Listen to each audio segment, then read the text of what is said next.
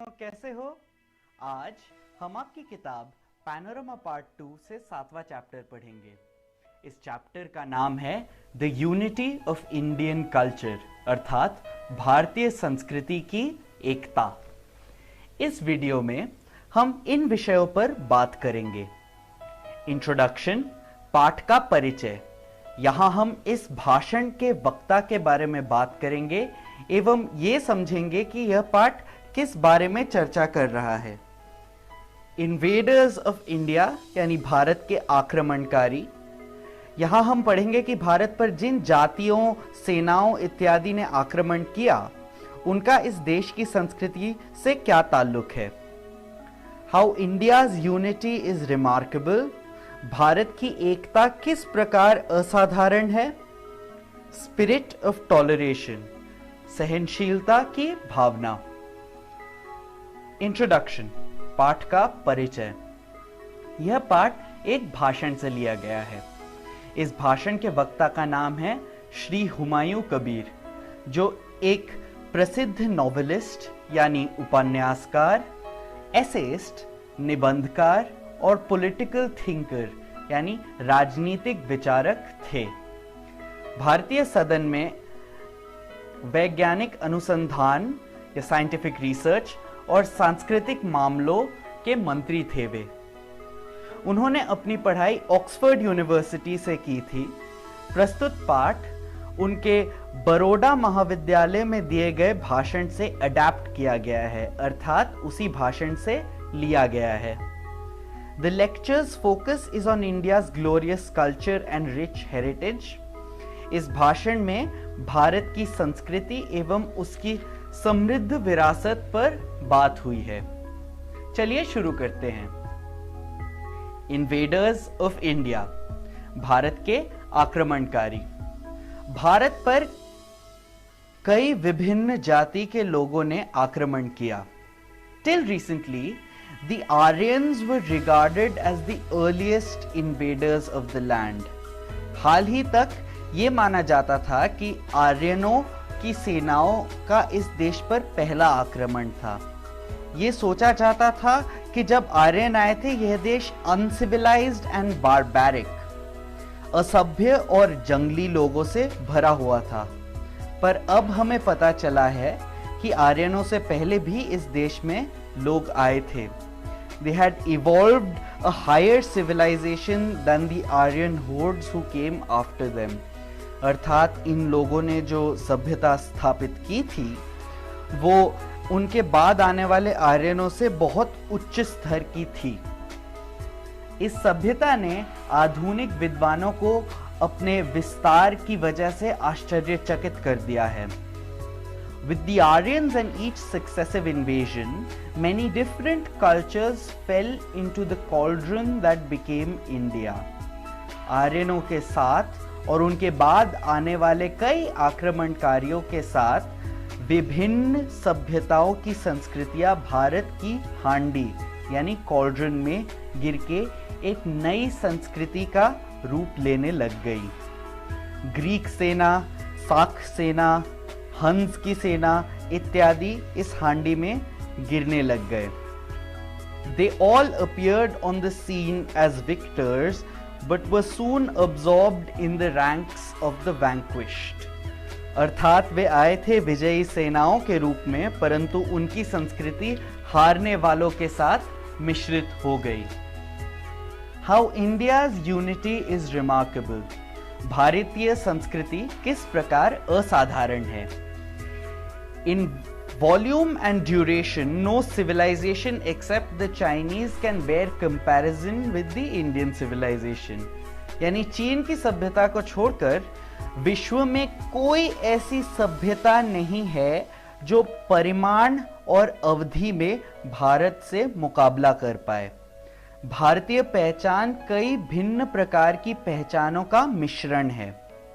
The area of land यानी भूमि का विशाल क्षेत्र, वैरायटी ऑफ रेसेस यानी तरह तरह की जातियां, and the length of India's history यानी भारत का लंबा इतिहास हमें और कहीं देखने को नहीं मिलता। यहाँ ये कहने का प्रयास हो रहा है कि भारत में इतने विभिन्न प्रकार के लोगों के रहते हुए भी उन्हें भारतीय होने की पहचान जोड़ती है।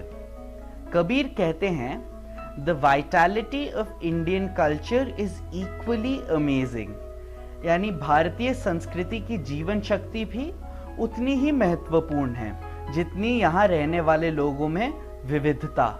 In spite of 1,000 vicissitudes, our culture has survived till the modern day. Vicissitudes का अर्थ है चढ़ाव उतार। तो कई उतार चढ़ाव के बावजूद यह संस्कृति आधुनिक जगत में एक सशक्त रूप में जीवित है।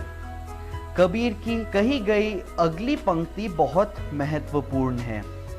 This has been possible only on account of a sense of Indianness which imposed unity on all diversity.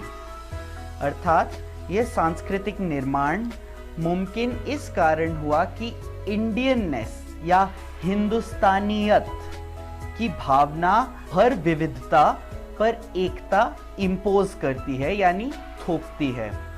And वोव into one fabric of national life the many strands of different texture, color and quality which have entered here. राष्ट्रीय जीवन के चादर में वो कई धागे सिल दिए गए जो भिन्न रंगों, बनावटों और गुणों वाले थे।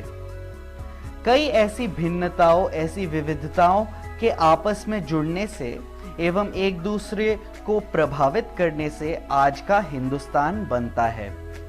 पुरातन जगत में कई खूबसूरत सभ्यताएं थी जिनमें से अब केवल भारत और चीन रह गए हैं।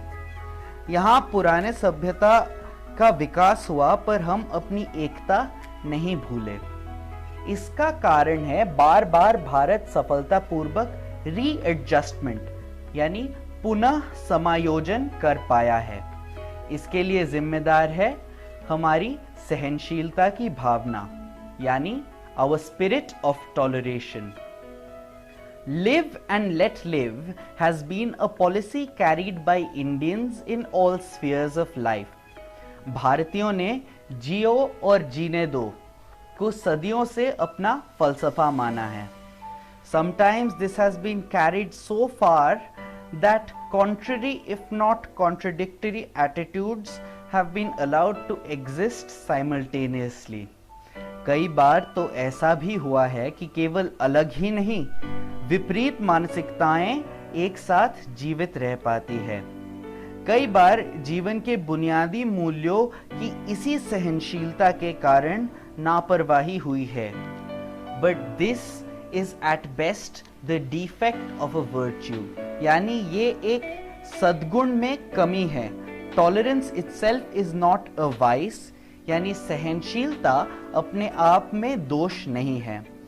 सहनशीलता कई मायनों में बेहतर है ऐसी रूढ़िवादी या कट्टर मान्यताओं से which leads to denial or persecution of all values other than one's own, जिनके परिणाम स्वरूप या तो अपने से भिन्न विचार रखने वालों की आवाज को इनकार कर दिया जाता है या खुद से अलग विचार वालों पर अत्याचार। एक बुनियादी तौर पर यह सहनशीलता ही है धर्मों के बीच, जातियों के बीच, सामाजिक वर्गों के बीच जो देश के टुकड़े होने से बचाती है।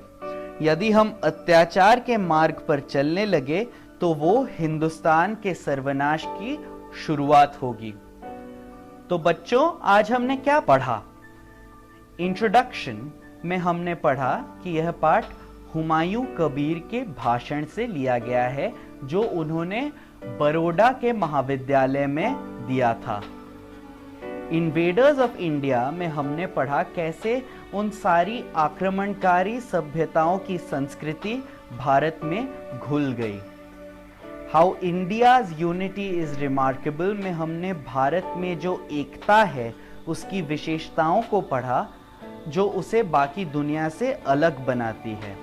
स्पिरिट ऑफ टॉलरेशन में हमने उस सहनशीलता की भावना के बारे में पढ़ा जिसकी वजह से ये एकता मुमकिन है।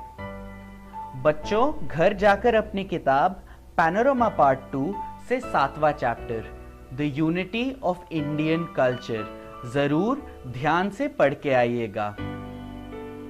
अगली वीडियो में हम इन विषयों पर बात करेंगे। कल्चर एंड सिविलाइजेशन यानी सभ्यता और संस्कृति, experience of European countries, Europe के देशों का अनुभव, यूनिटी एंड कंटिन्यूटी यानी एकता और निरंतरता। आज के लिए बस इतना ही। Thank you.